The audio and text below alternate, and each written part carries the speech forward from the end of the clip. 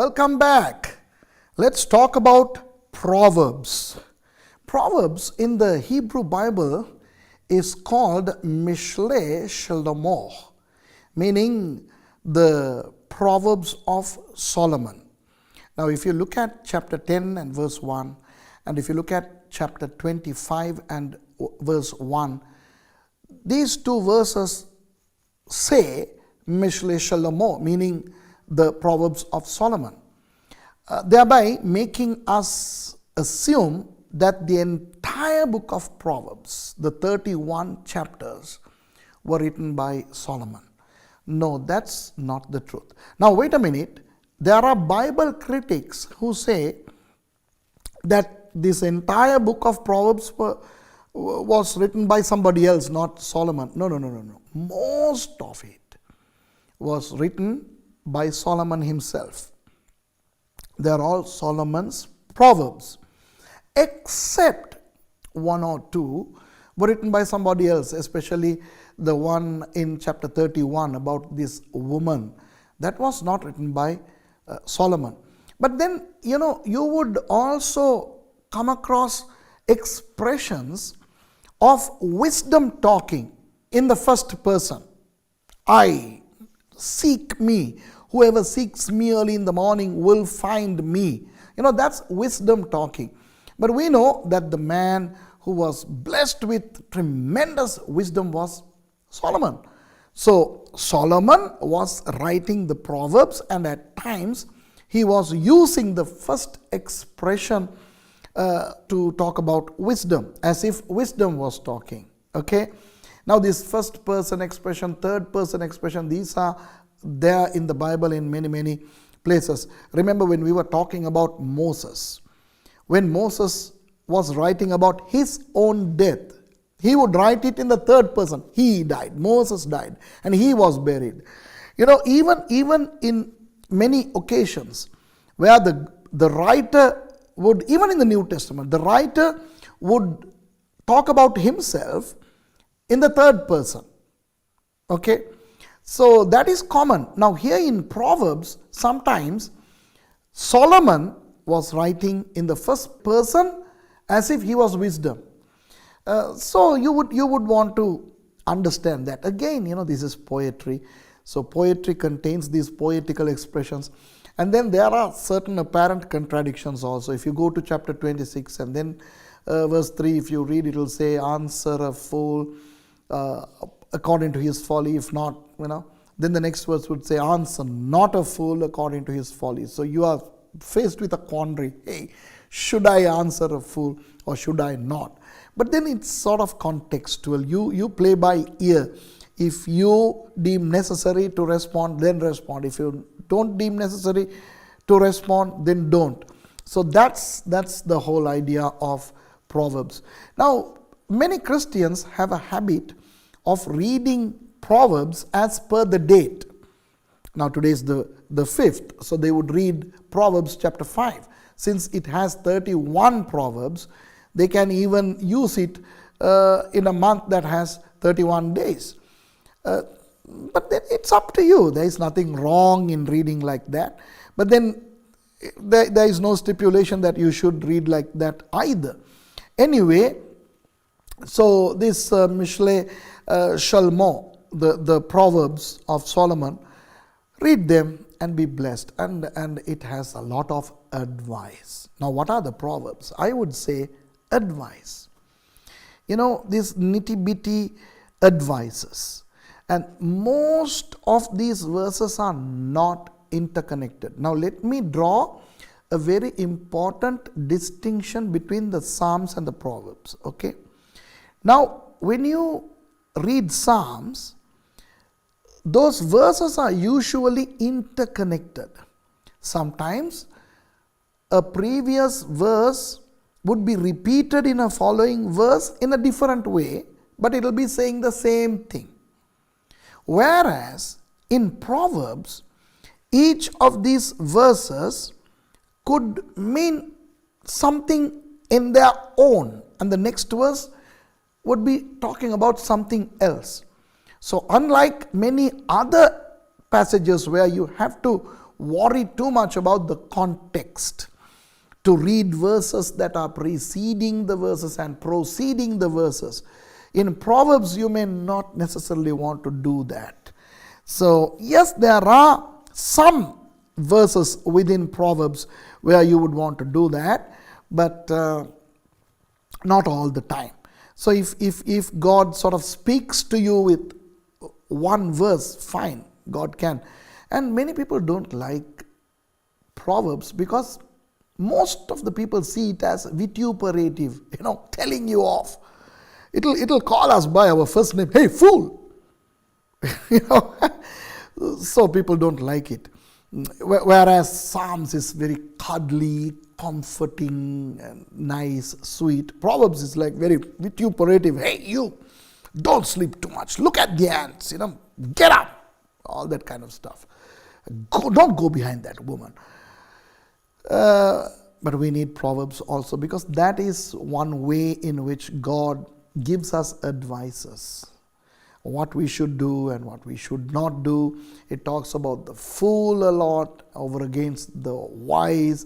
It talks about the obedience, day-to-day life. It's very helpful. Proverbs, I love the Proverbs, okay, and enjoy Proverbs. Shall we go to the next book now? Ecclesiastes, okay, Kohelet. What is Kohelet? Kohelet is actually the guy who assembles people. Hey, come, gather, I got something to say. So that's why many people try to say it's the preacher. The word, our English word Ecclesiastes, comes from the word ecclesia, called out, which is translated as church in our New Testament. But the real Hebrew rendering is, it's not that. The Hebrew rendering is kohelet, which means the one who gathers people. Hey, I got something to tell you. Come gather around me. What is the idea of the book of Ecclesiastes? Solomon was now towards the end of his spiritual journey, not the physical journey. Now you must really understand that Solomon started really well. He was David's son, born to Bathsheba, and David. And then Solomon ascended the throne, and he was very godly when he did that. Because if, I don't know about you, if God appeared to me and asked me, hey Suresh, what do you want? I have a list. I have a list to tell God, if God asks me, Suresh, what do you want? I'll say, do you have the time to listen? I have a lot. But Solomon was unhesitant, spot on, specific, spiritual. He said, Lord, give me wisdom, because the responsibility that has befallen me is humongous. I'm going to rule these people. I don't know how. Now, that's humility. He has been the son of David. He saw how David ruled. I mean, he knew how to rule these people. But he says, how am I going to rule, Lord? Please give me the wisdom. He impressed God on day one. He was so spiritual. And his spiritual journey was very wonderful. Of course, he was very young. His dad had acquired all the material for the construction of the temple. Then he, instead of using all those for the temple, he used them to build palaces. He needed more palaces because he had many wives. And at first, him taking many wives was not a problem for him because his father was polygamous. His dad, who ruled Hebron for 7 years, Hebron in English, for 7 years, took 6 wives there. He was busy acquiring wives. So he had no problem being polygamous. But then he anyway started building the temple for God, and he did a wonderful job. Boy, that was a magnificent temple. And then, of course, he was so spiritual to write some Psalms and of course, the Proverbs. I mean, for him to have written Bible books, he must have been very spiritual. But if you read the book of Kohelet, if you read the book of Ecclesiastes, you would see that he is talking about the last days. He's saying vanity, vanity, everything is vanity. Acquiring money, acquiring women, acquiring that, this and the other. It's all vanity. If you go to chapter 12, I like Ecclesiastes 12 because it describes the old age poetically. Hey, we are dealing with poetry here, right? How the gray hair comes and your teeth fall off and you get wrinkles and you become so feeble and you can't stand up straight, you recline and you get bed sores. All the old age symptoms are mentioned there, and this guy says, the gatherer, the Kohelet says, before all these things happen, come to God. So we automatically assume that this fellow is already old, he is going to die. That's not the case. He lived long after that too, but in a backslidden state. So I see the book of Ecclesiastes as the last book, holy book of Solomon before he backslid. Just getting out of our study, let me just run out and come in. Solomon wrote some bad books also. Have you heard of the Black Book of Solomon? Used by the black magicians and spiritists and so on. And Solomon was bad. He was into demonology a lot.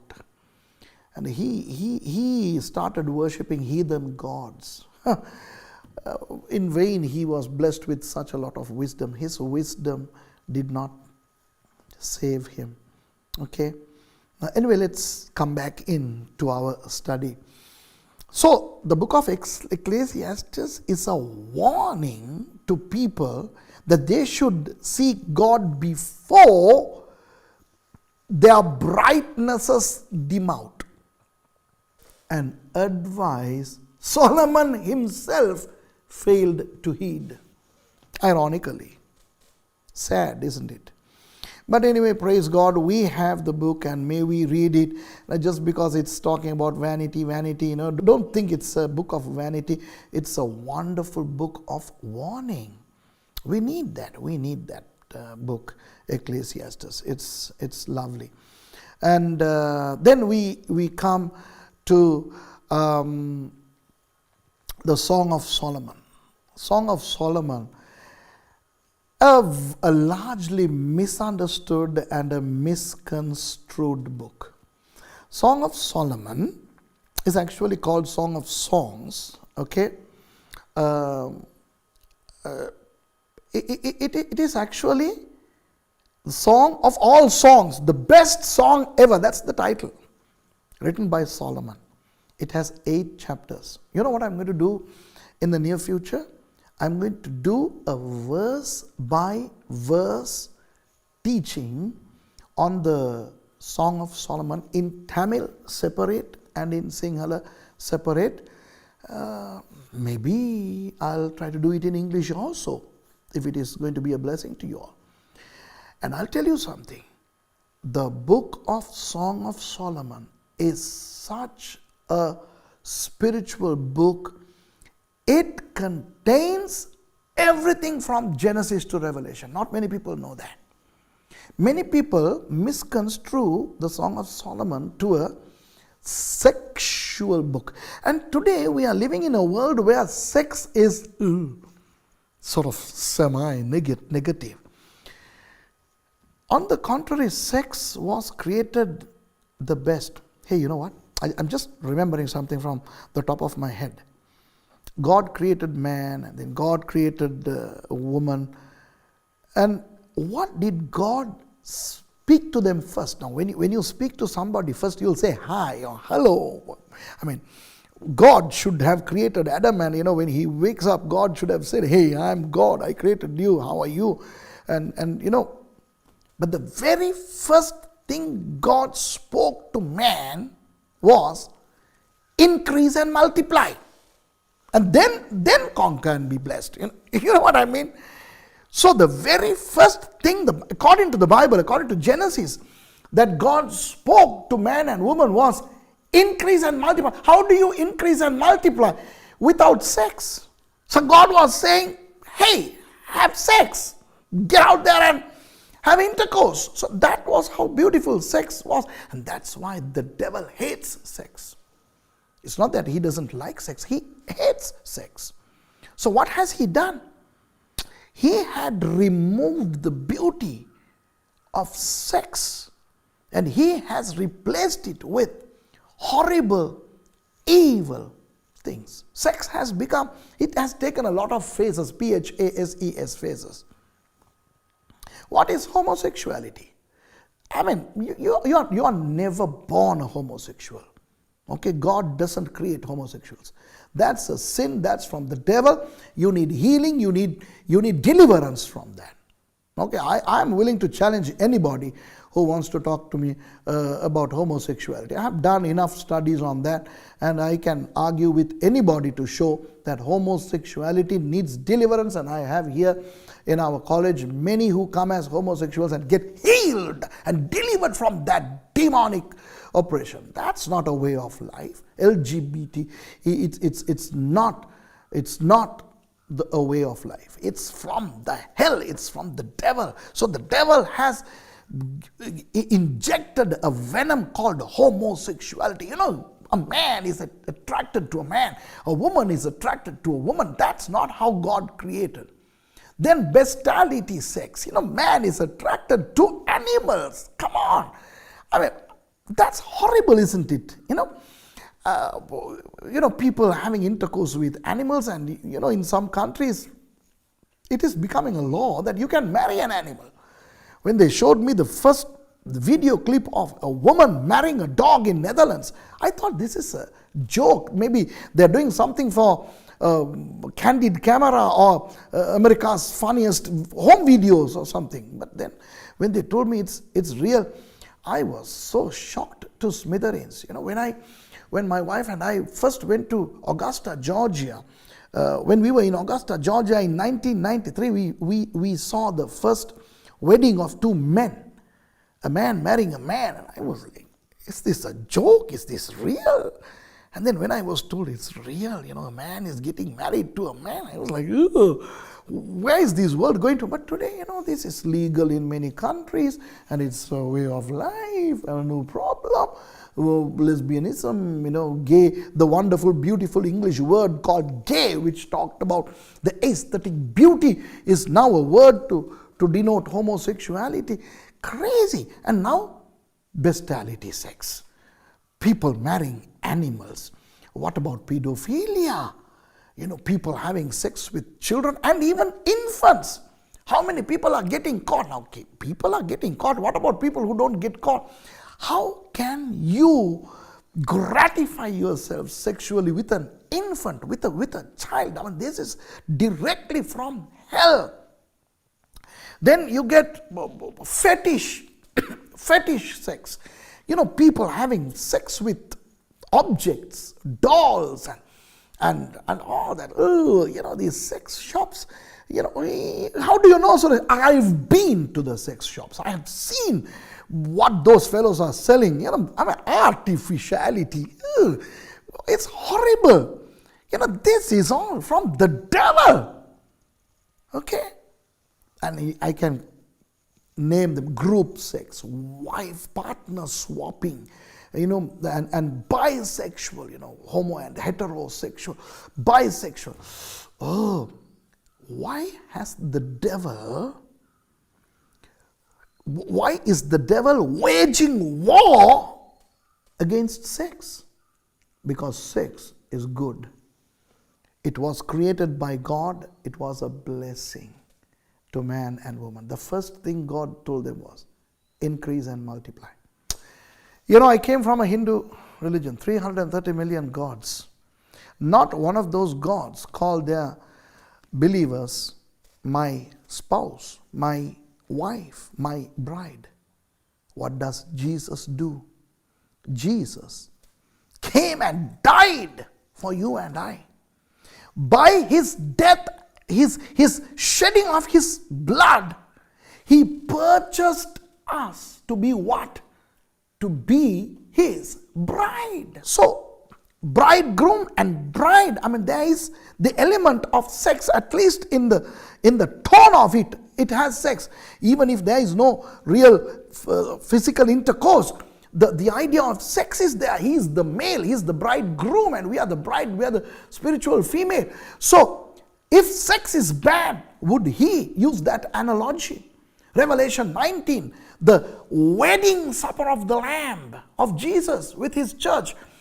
Okay, parable of the 10 virgins. You see, sex is not at all bad. It's wonderful. And therefore, Song of Solomon is based on this wonderful, beautiful blessing called sex. Okay? And the bridegroom there is Solomon. And the girl, the female, is called in our English Bible the Shulamite. Shulamite. Hey, you know what Shulamite is? It's nothing other than the feminine of Shalmo, Solomon. So it's the female of Solomon. It's like now Suresh, Sureshi. There is nothing called Sureshi, although Koreans call me Sureshi, Suleshi. Right? But if there is a female name to my name, Suresh, it should be Sureshi. Like that, the Shulamite in the Song of Solomon is actually the female version of Solomon. So, Solomon is allowed by God in a typological sense in that book to play the role of Jesus. Woo! Sad that he backslid, right? Anyway, and the Shulamite is the church. But take this from me, my dear friends. The whole book, consisting of 8 chapters, does not talk just about Jesus and the church. It talks about the pre-creation, creation, and the entire story from creation up to Jesus. Then the death of Jesus and the life of Christ. Okay? And the church. And even what's going to happen in the future. The rapture. Hey, rapture is there in the Song of Solomon. Okay? Second coming of Jesus and the eternal, the new heaven and the new earth. You know, when I am talking, I think I would want to do this in English also. So yes, I am deciding right now that soon when I start doing my Sinhala and Tamil teaching on this Song of Solomon, I am going to do English also. We all can be blessed. Okay?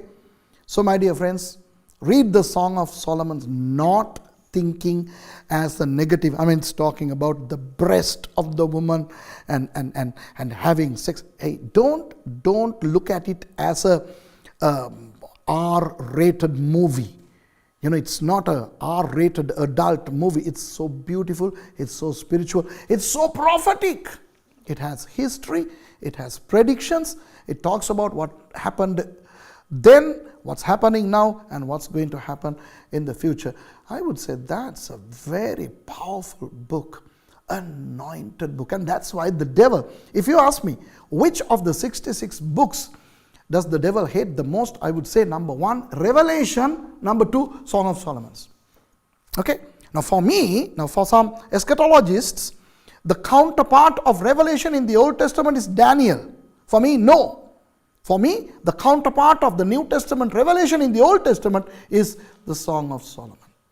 That's how important it is. So my dear friends, read Proverbs, Ecclesiastes and Song of Solomon and enjoy. See you next time when we start talking about the 5 major prophetic books.